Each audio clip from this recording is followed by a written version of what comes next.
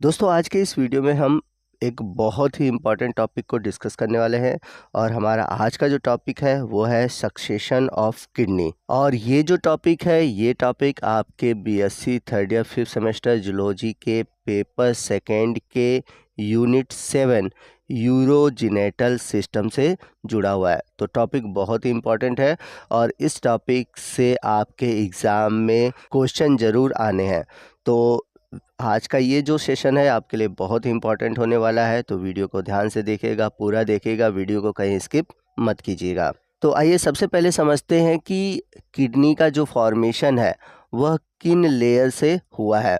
तो अगर हम बात करें मैमल्स की या फिर अगर हम वर्टिब्रेट के केस में जाएं तो हम सभी को पता है कि गैस्ट्रुलेशन में 3 जर्म लेयर होते हैं। पहला एक्टोडर्म, दूसरा है मेसोडर्म और तीसरा है एंडोडर्म। तो जो किडनी है, किडनी का फॉर्मेशन हुआ है मेसोडर्म लेयर से। अब यहाँ पर बात आती है कि सक्सेशन ऑफ किडनी होता क्या है।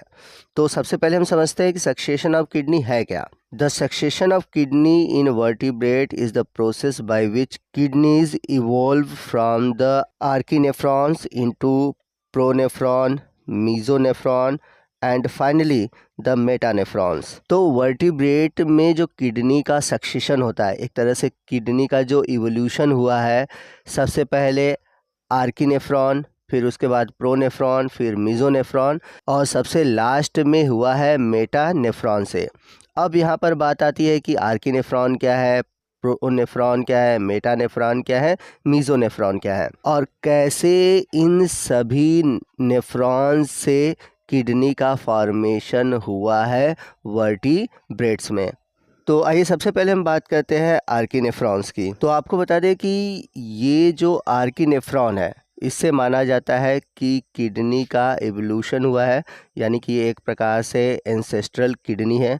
ये कोई एक किडनी नहीं है, मैं पहले आपको बता दूं, ये एक हाइपोथेटिकल किडनी माना गया है जिससे कि एवोल्यूशन हुआ है बाकी किडनी का। तो इस प्रकार की जो किडनी है अभी भी आपको जो प्रिमिटिव एनिमल है उनमें देखने को मिलता है और ये जो किडनी है ये केवल एम्ब्रियोनिक या फिर लार्वल स्टेज में ही फंक्शनल होता है।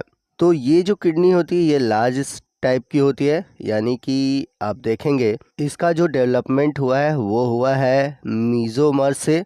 और ये जो होती हैं मतलब हेड से टेल रीजन तक पाई जाती हैं और खोखली होती हैं, इसलिए इन्हें होलोनेफ्रॉन्स भी बोला जाता है। और ये आपको इंटीरियर इंड से पोस्टीरियर इंड तक दिखाई देंगी, इस वजह से इसे लार्ज साइज नेफ्रॉन बोला जाता है। अगर आप इनके इंटीरियर स्ट्रक्चर को देखेंगे तो इसके अंदर आपको सेगमेंट दिखाई देंगे, जैसा कि आप यहाँ पर फिगर में देख सकते हैं।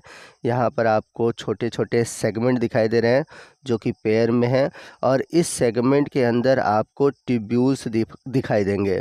Each tubule open separately into coelom by a peritoneal funnel and nephrostome. तो जितने भी आप देखेंगे ट्यूबुलर है जो पेयर में होते हैं, आप देख सकते हैं एक इस साइड है एक इस साइड है, और ये ओपन होते हैं सीलोम में, और सीलोम में ये पेरिटोनियल फनल और नेफ्रोस्टोम के द्वारा खुलते हैं। यहाँ पर देख सकते हैं है एक्सटर्नल ग्लोमुलस जो कि सीलोम में डायरेक्ट जाकर खुलते हैं। और आपको बता दें कि ऐसे ग्लोमुलस जो कि डायरेक्ट सीलोम में खुलते हैं उनके चारों तरफ कैप्सूल अब्सेंट होते हैं। तो आप देखेंगे जितने भी ट्यूब्यूल्स हैं वो एक कॉमन लॉन्गिट्यूडिनल डक्ट के अंदर खुलते हैं, यह आप देख सकते हैं, और इस डक्ट को बोला जाता है वॉल्फियन डक्ट। इसके अलावा इसे कॉमन डक्ट या फिर आर्कीनेफ्रिक डक्ट भी बोला जाता है। और ये जो डक्ट है आगे चलकर क्लोइका में खुल जाता है। तो जैसा कि मैंने आपको बताया कि जो आर्कीनेफ्रॉन्स है ये अर्ली एम्ब्रियोनिक स्टेज या फिर लार्वल स्टेज में आपको हैगफिश, इलेस्मो ब्रांच और सिसिलियन के अंदर देखने को मिलती है, बट जो एडल्ट वर्टिब्रेट्स हैं उनमें ये देखने को नहीं मिलता। तो इस तरह से जो टिश्यू फ्लूइड है वो डिस्चार्ज होता है ग्लोमेरुलस में, एक्सटर्नल ग्लोमेरुलस में, एक्सटर्नल ग्लोमेरुलस से जाता है सीलोम में, जैसा कि आप देख सकते हैं ये सीलोम है, ठीक है। सीलोम से जाता है नेफ्रोस्टोम में, नेफ्रोस्टोम से जाता है ट्यूब्यूल्स में, और ट्यूब्यूल्स में जो डक्ट है, कॉमन डक्ट, उससे होता हुआ क्लोइका में चला जाता है बाहर की ओर। अगला है प्रोनेफ्रॉन्स। तो नाम से ही इंडिकेट करता है, प्रो मतलब क्या है, पहला, यानी कि ये एक पहली किडनी है जिसका जो डिफ्रेंसिएशन होता है वह तीसरे वीक के एम्ब्रियोनिक डेवलपमेंट स्टेज में हो जाता है। और ये डिफ्रेंसिएशन होता कहाँ है, सर्वाइकल रीजन में। लेकिन ये आपको एम्फीबियन और जो फिशेस है उनके लार्वल स्टेज में फंक्शनल दिखाई देती हैं। तो जो फर्स्ट किडनी ट्यूब्यूल्स है वह एम्ब्रियोनिक स्टेज में कब अपीयर हुआ है वर्टिब्रेट में, एंटीरियर पोजीशन पर, जस्ट बिहाइंड द हेड, इसलिए इन्हें हेड किडनी भी बोला जाता है। तो यहाँ पर आप देख सकते हैं ये हेड रीजन में आपको प्रोनेफ्रॉन देखने को मिलेंगे और एक प्रोनेफ्रॉन में लगभग 3 to 15 ट्यूबुलर सेगमेंटेड अरेंजमेंट होता है। तो यहाँ पर आप 1 2 3 सेगमेंट देख पा रहे हैं, लेकिन वर्टिब्रेट से अगर हम कंपेयर करें तो 3 to 15 पेयर आपको सेगमेंटेड ट्यूब्यूल देखने को मिलेंगे। तो फ्रॉग एम्ब्रियो में आपको ये 3 प्रोनेफ्रॉनिक ट्यूब्यूल दिखेंगे, वहीं मानव में अगर बात करें तो ये एम्ब्रियो में 7 दिखेंगे। और वहीं अगर हम बात करें चिक की, तो चिक में आपको 1 दर्जन प्रोनेफ्रॉन देखने को मिलेंगे। थर्ड टाइप की जो किडनी आती है वो है मीजोनेफ्रॉन। तो आप देखेंगे जैसे जैसे हम आगे बढ़े हैं तो जो किडनी की कॉम्प्लेक्सिटी है वो बढ़ती जा रही है और साथ ही साथ आप देख रहे हैं कि इनके लोकेशन में भी चेंजेस हो रहे हैं। जैसे आपने देखा आर्की नेफ्रॉन, तो आर्की जो नेफ्रॉन था वो एंटीरियर से पोस्टीरियर तक था, वही जो प्रोनेफ्रॉन था ये केवल आपको एंटीरियर यानी कि हेड रीजन में ही देखने को मिल रहा था। वहीं अगर हम बात करें मीजोनेफ्रॉन की तो ये मिड पार्ट से जनरेट होती है। तो यहाँ पर आप देख सकते हैं कि जो प्रोनेफ्रॉन है वो डीजनरेट हो रहा है और यहीं से डेवलप हो रहा है मीजोनेफ्रॉन, ये मीजोनेफ्रॉन है। और जो वो मेटानेफ्रॉन देखेंगे तो वो आपको एकदम लास्ट में पोस्टीरियर रीजन पर देखने को मिलेगा। तो जो मीजोनेफ्रॉन है ये मिड रीजन ऑफ रिज जो होता है वहीं से एराइज होते हैं और प्रोनेफ्रॉन के डीजनरेशन के साथ साथ इनका डेवलपमेंट होना स्टार्ट हो जाता है। तो जो मीजोनेफ्रिक डक्ट है वो सबसे पहले प्रोनेफ्रिक डक्ट से जुड़ी हुई दिखती है और इसके बाद जो ट्यूब्यूल है वो मल्टीप्लाई कर जाते हैं। तो पहले मैं आपको पीछे वाला जो फिगर है उसको दिखा देता हूँ। तो पहले आप देखेंगे कि जो प्रोनेफ्रॉन था उसमें आपको केवल सिंगल ट्यूब्यूल दिखाई दे रहे हैं, लेकिन जहाँ पर मीजोनेफ्रॉन आए वहाँ पर आप देखेंगे कि बर्डिंग के द्वारा इसमें आपको एक से अधिक यानी कि डबल ट्यूब्यूल्स दिखाई देंगे। यहाँ पर आप इमेज में देख सकते हैं। तो बर्डिंग के द्वारा जब ढेर सारे ट्यूब्यूल्स बनते हैं जिसके कारण जो स्ट्रक्चर था अब वो डिस्टर्ब हो जाता है। जैसा कि हमने प्रोनेफ्रॉन में देखा था कि एक सिंगल सेगमेंट में एक सिंगल ट्यूब्यूल था, लेकिन जहां मीजोनेफ्रॉन्स में आपने देखा कि एक सेगमेंट में ढेर सारे ट्यूब्यूल का फॉर्मेशन होने लगा। अगर हम प्रोनेफ्रॉन के ट्यूब्यूल और मीजोनेफ्रॉन के ट्यूब्यूल देखें तो दोनों ही होमोलॉगस होते हैं, लेकिन जो मीजोनेफ्रॉन की फंक्शनिंग होती है वो प्रोनेफ्रॉन से बेटर होती है। और जो मीजोनेफ्रिक है, ठीक है, इनमें आपको इंटरनल ग्लोमेरुलस देखने को मिलते हैं जो कि कैप्सूल के अंदर ढके होते हैं। लेकिन अभी तक आपने जो देखा जिसमें कि जो ग्लोमेरुलस थे वो कवर्ड नहीं थे कैप्सूल के अंदर, वो ओपन थे। मीजोनेफ्रॉन के बाद अगला है ओपिस्थोनेफ्रॉन।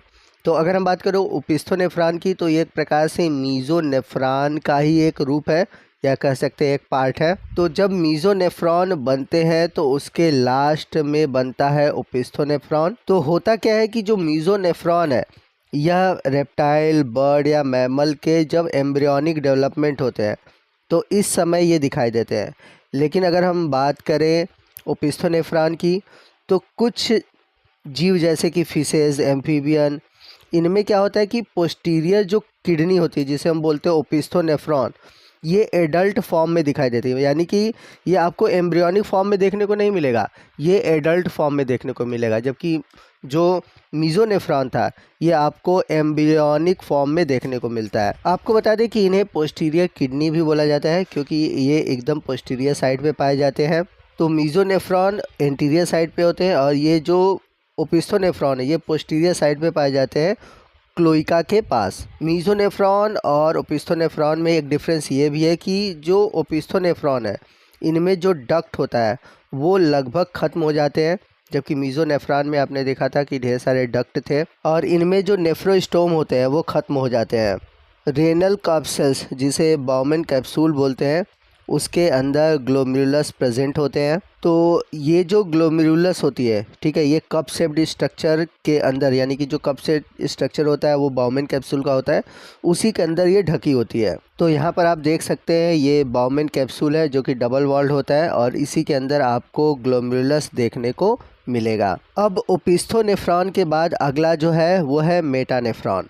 तो मेटा नाम वर्ड क्यों है? क्योंकि मेटा का मतलब होता है बाद में, यानी कि आप देखेंगे जो सबसे लास्ट में जो सबसे एडवांस किडनी है वो है मेटानेफ्रॉन। और ये जो किडनी है ये एडल्ट स्टेज में दिखाई देती है।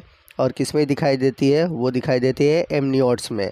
एमनियोट्स किसे कहते हैं? अगर आपको नहीं पता है तो प्लीज़ बताइएगा, मैं आपको एक अलग से वीडियो में समझा दूंगा। और यदि पता है तो प्लीज़ हमें आप कमेंट करके बताइएगा। और इसका जो फॉर्मेशन होता है वो पोस्टीरियर इंड के जो नेफ्रोजेनिक कॉर्ड है उसी से होता है। तो यहाँ पर आपको जो ये ब्लैकिश सा एरिया दिख रहा है यही है नेफ्रोजेनिक कॉर्ड। तो इसके इंड में यहाँ पर एक बड के रूप में पाया जाता है जिसको हम बोलते हैं यूरेथ्रिक बड, और इसी यूरेथ्रिक बड से एराइज होता है मेटानेफ्रॉन्स। अब ये जो यूरेथ्रिक बड है, ठीक है, ये धीरे धीरे डिप्लेस होता है, मतलब हटता है एंटीरियर और लेटरली, और फॉर्मेशन करता है मेटानेफ्रिक ब्लास्टिमा का। यहाँ पर आपको जो डार्क ब्लू कलर का दिख रहा है यही है मेटानेफ्रिक ब्लास्टिमा। अब ये जो मेटानेफ्रिक ब्लास्टिमा है ये ग्रो करता है, फॉर्मेशन करता है यूरेथ्रा का, और ये जो यूरेथ्रिक बड है वो फॉर्मेशन करते हैं कलेक्टिंग डक्ट का। जो मैमल है, मैमल में क्या होता है कि ये जो बड होते हैं वो इनलार्ज होते हैं, यानी कि बढ़ते हैं और फॉर्मेशन करते हैं रेनल पेल्विस का, जो कि किडनी का भाग है। अब ये जो पूरा स्ट्रक्चर होता है वो कॉम्पैक्ट होता है और इसमें मिलियन ऑफ नंबर जो होते हैं रेनल यूनिट होते हैं, और जितने भी रेनल ट्यूब्यूल्स होते हैं वो ओपन होते हैं डायरेक्टली एक लार्ज कनेक्टिंग ट्यूब्यूल में, जिसे कहा जाता है एक्सक्रीटरी डक्ट या फिर यूरेथ्रर। तो यहाँ पर आप फिगर में देख सकते हैं कि कैसे यूरेथ्रिक बड से फॉर्मेशन हो रहा है किडनी का। तो दोस्तों अगर आप इस टॉपिक को बहुत डिटेल में पढ़ेंगे तो टॉपिक बहुत ही ब्रॉड है।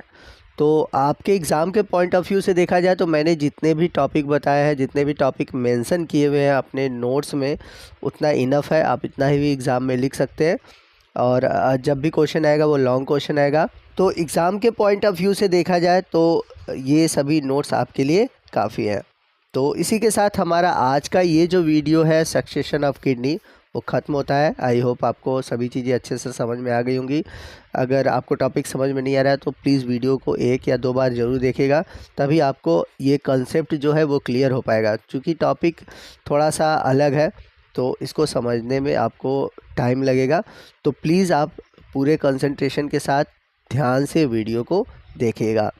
तो वीडियो अच्छा लगा हो तो प्लीज़ वीडियो को लाइक करिएगा, अपने दोस्तों में शेयर कीजिएगा, और यदि आप हमारे चैनल पर नए हैं और अभी तक आपने हमारे चैनल को सब्सक्राइब नहीं किया हुआ है तो प्लीज़ हमारे चैनल को सब्सक्राइब कर लें, और बगल में जो बेल आइकन है उसे ज़रूर प्रेस कीजिएगा, ताकि जब भी मैं इस तरह के इन्फॉर्मेटिव वीडियो अपलोड करूँ उसका नोटिफिकेशन आपको मिलता रहे।